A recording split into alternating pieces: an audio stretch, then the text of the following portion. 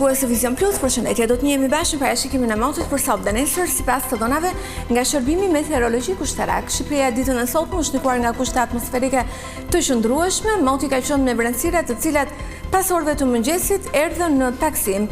Rreshtet e shiut kanë qenë me intensitet të ulët prezente në orët e para të 24 orëshit në pjesën më të madhe të territorit, ndërsa era ka fryrë me drejtim nga veri perëndimi dhe verilindja me shpejtësi 15 metër për sekond, dallgëzimi në Adriatik dhe Jon ka qenë 2 deri në 4 ball.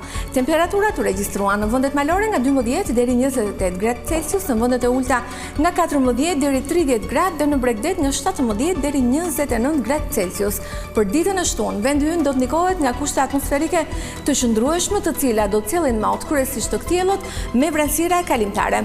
Era do të frymën drejtim nga veri perëndimi dhe verilindja me shpejtësi 12 metër për sekond, dallgëzimi në Adriatik dhe Jon do të jetë 2 deri në 3 ball.